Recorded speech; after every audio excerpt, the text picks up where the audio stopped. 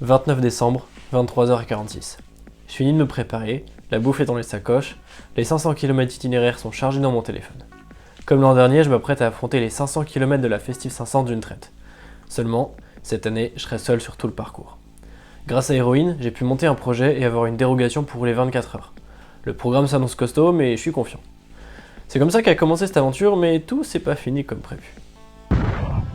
Salut à tous, c'est Clément Random. Bon, on se retrouve pour une Festive 500 one shot. Commence à le faire. Le programme pour ces à peu près 24 heures de folie, ça va être un peu comme l'an dernier de faire un grand tour de Paris. Cette fois, j'ai repris l'itinéraire de l'Ultra Grand Tour, qui est une épreuve qui se déroule en mai, qui fait le tour de Paris en plusieurs étapes, dont une version ultra de 500 bornes. Moi j'ai bricolé, on va dire, à ma sauce pour faire un départ de Paris. Ça va me faire normalement, je dis bien normalement, un total de 506 km. Voilà, et on va voir déjà si je vais arriver au bout. Ça peut être une bonne chose. Et comment je vais arriver au bout. Et oui, cette Festive 500 est un échec. Avant de vous raconter l'histoire de cette aventure, sachez que tous, quelle que soit notre volonté, notre niveau, notre préparation, notre matériel, parfois on échoue. Alors oui, par rapport au projet initial de la Festive 500, c'est un échec. Mais on va pas s'arrêter là. Bon, je vais pas vous faire des leçons de morale sur toute la vie, etc. Mais en gros, quand tu fail, t'as deux solutions. Ou tu t'arrêtes, tu mets ton vélo en vente sur le bon coin et tu remontes plus jamais sur un vélo, mais clairement c'est pas la solution que j'ai choisie. Ou alors, tu prends ton échec, tu l'étudies pourquoi on a fail, là c'est ce qu'on va faire ensemble, et tu dis bah ok, j'ai des faiblesses, maintenant j'ai appris à les connaître parce que je me suis fail, et bah on va transformer ces faiblesses en force, où on va voir qu'est-ce qu'il faut travailler, et on va essayer de voir ensemble comment faire en sorte de ne plus reproduire ce fail sur une autre course par exemple. Rater sur un truc comme ça, c'est pas trop grave. Mais quand tu te prépares pendant des mois, que c'est ton objectif de l'année, que c'est une grosse course que tu prépares, là le fail, il est peut-être plus difficile à accepter. Allez, ce que je vous propose, c'est qu'on va revoir ensemble petit à petit qu'est-ce qui s'est passé durant notre Festive 500. Donc je commence, les premières heures se passent bien, j'ai même plutôt chaud par rapport à ce que je pensais. Sortie de Paris se passe nickel, l'avantage, il n'y a aucune bagnole, donc les 50-100 premiers kilomètres déroulent super bien. À noter aussi que j'avais eu un problème sur mon GPS et j'étais en train de changer de GPS et à ce moment-là je n'avais plus de GPS de vélo. Là je me rends compte d'un truc pas cool, c'est que je kiffais de ouf dans la forêt, mais en fait j'ai pas du tout pris la bonne route. Genre moi je suis le petit trait rouge là, et genre à partir de là, bam, j'ai fait ma vie tout seul. Il est 5h30, j'ai fait 145 km. Je mange des cacahuètes. Et voilà, c'est tout. Non, j'ai pas trop mal roulé. Les dernières heures étaient plutôt lentes, hein. J'ai bien perdu en vitesse moyenne. J'ai des moments de fatigue, j'ai mal mangé, j'ai mal géré ma bouffe en fait. Putain, t'as beau faire de l'ultra, savoir ce qui te va pas, des fois tu fais toujours des erreurs de débutant. Hein. Mon erreur, c'est que j'ai imité de la poudre là, qui donne du sucre et tout là dans le bidon. Et en fait, c'est bien, mais genre pour une sortie de jusqu'à 100-120 bornes quoi. Et le problème, c'est que là, à force, tu veux de l'eau juste. Et j'en ai mis dans les deux, ça m'allait plus, il y avait trop de sucre. Mais je sais pas, ça passait mal et je voulais juste de l'eau. Et j'ai enfin trouvé un cimetière après des longues recherches où à chaque village je me disais ouais, je vais trouver de l'eau, il y avait rien. Donc petit cimetière à 4h30 il y a 1h là, ça a fait du bien. Mais je remange un peu. J'ai eu quelques phases un peu d'endormissement mais que j'ai pas trop mal géré. En vrai ça va. Je suis plutôt content de moi là-dessus. Puis j'ai fait du vélo. Puis il fait nuit, froid. Putain, heureusement qu'il y a du montage derrière tout ça, parce que là je raconte que de la merde. Ah non, il y a un truc trop bien, trop bien. Comme on est en milieu de nuit, en semaine et qu'il y a couvre-feu, il y a personne sur les routes. Et ça, mais quel plaisir. Mais vraiment, tu roules tout seul, vraiment au milieu, tu sais, tu suis la ligne blanche, tu sais qu'il y a personne. Et je croise, en réalité, hein, je croise moins d'une voiture par heure. Moins d'une voiture par heure, c'est... Franchement, quand t'es cycliste, c'est un plaisir de ouf. Bon, après, ça fait un peu mort. Voilà, à 5h30, là je suis en train de me rendre compte que j'ai pas mal de difficultés, j'ai un petit peu plus de phases d'endormissement que sur une nuit normale, après c'est l'hiver donc je me pose pas trop de questions là-dessus, et je me rends compte de mon erreur de mettre de la poudre dans les bidons, c'est ce qui a été l'élément déclencheur de l'échec de cette Festive 500, et je commence tout juste à m'en rendre compte, et en fait c'est à partir de ce moment-là où j'aurai beaucoup de mal à passer cette phase, où j'ai eu mal à m'alimenter correctement, et cette phase qui en fait ne m'aura quasiment jamais lâché jusqu'à la fin de la sortie. Quand c'est l'heure de faire le choix, est-ce que ça part sur une baguette ou pas? Tadam! Oh, c'est chaud. Yes. Je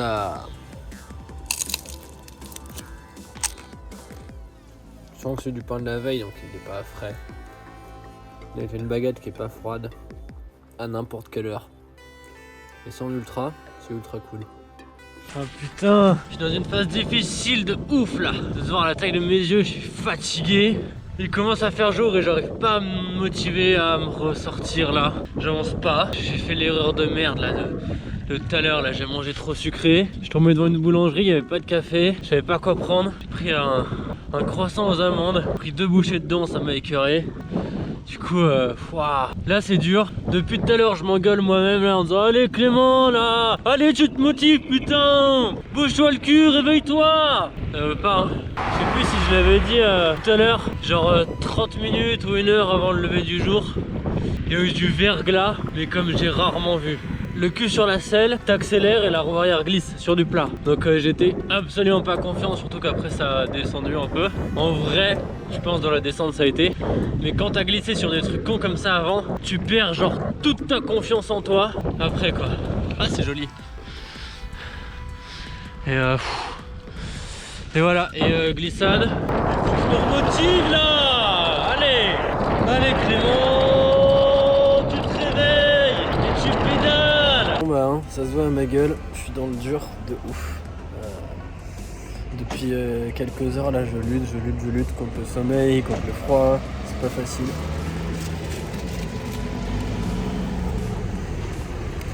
Et je sais pas, l'énergie elle veut pas revenir. J'ai trouvé une première boulangerie, ils faisaient pas de café. J'ai pris un croissant aux amandes qui en fait était trop sucré, du coup j'en ai pris 2 crocs, je l'ai laissé. Là j'ai enfin du café et je n'arrive pas à me remettre dedans. Je lutte, je suis vraiment à 2 doigts d'abandonner, hein, mais vraiment. Donc j'espère pouvoir arriver à bout. J'espère que ce café il va me redonner un petit peu juste les quelques minutes d'énergie nécessaires pour après me remettre dans le jus et repartir. Mais voilà, vraiment pas simple. Vraiment pas simple. Et ben, ça pique. Je suis en souffrance, mais comme pas possible.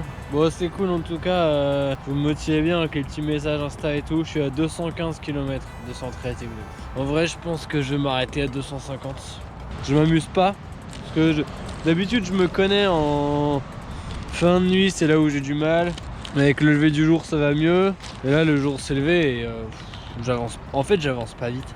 La réflexion intelligente du matin. L'autre réflexion, c'est de toute façon, si j'abandonne maintenant, je fais quoi là? Imagine, j'abandonne là. Ouais, c'est cool. Il y a des arbres à côté de moi. Ils vont être super contents de m'avoir avec de la compagnie. Ouais, faut rentrer. Hein. Donc bon, si j'abandonne à 213, ça fait un minimum 250. Même si je chope un train. C'est ça les joies de l'ultra. Hein. C'est que des fois, faut aussi savoir ça vous est vaincu. Hein. Et c'est pas forcément le plus facile. Je pense une des raisons de l'échec, c'est comme j'ai mis les produits, là, sucre, je sais pas quoi, électrolytes de mes couilles là dans les bidons. Et ça m'a fait une overdose de sucre. Quand j'ai acheté ce truc là, impossible de le manger quoi. Là ça va mieux. Parce que j'adore ça d'habitude. Là je t'en défonce 2-3 s'il faut. Hein. Et bien après quand même pas mal de réflexion. Je pense que la décision la plus sage, ça va être d'abandonner. Mais de s'arrêter à 250 bornes. Je viens de regarder un peu sur mon tel là. Moi c'est dans exactement 20 bornes. J'ai fait pile 230 bornes, donc c'est à dire que j'arrive à 250 bornes.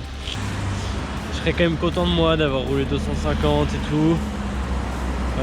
Hyper content qu'Héroïne ait pu me laisser rouler de nuit. C'était cool, ça fait un très bon entraînement, ça permet d'apprendre énormément des erreurs que j'ai pu faire.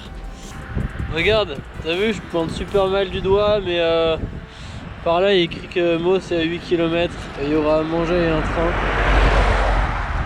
Je suis heureux.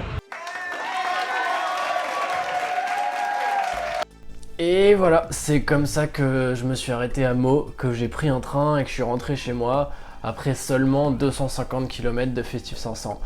Alors c'était quand même un énorme projet de se lancer dans 500 bornes en hiver tout seul. 250 km, oui sur le papier c'est un échec, après c'est quand même une belle performance, c'était quand même assez cool de faire ces 250 bornes, surtout que du coup j'ai roulé quasiment que de nuit.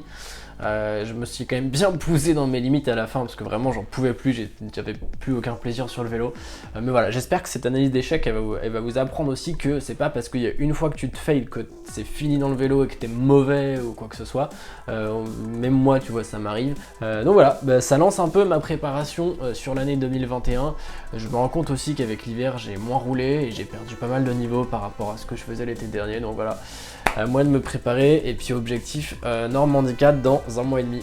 J'espère que cette vidéo vous a plu, moi ça m'a fait super plaisir de partager cet événement que j'avais fait il y a quand même quelques mois maintenant. Donc voilà, n'hésitez pas si vous avez des questions, des sujets que vous voulez que j'aborde, toujours bam, mettez ça dans les commentaires, racontez-moi qu'est-ce que c'est que votre plus gros fail cet événement et je suis sûr qu'on a tous des sacrées histoires. Et n'oubliez pas, un petit like pour soutenir la chaîne, on s'abonne et à la prochaine vidéo. Ciao.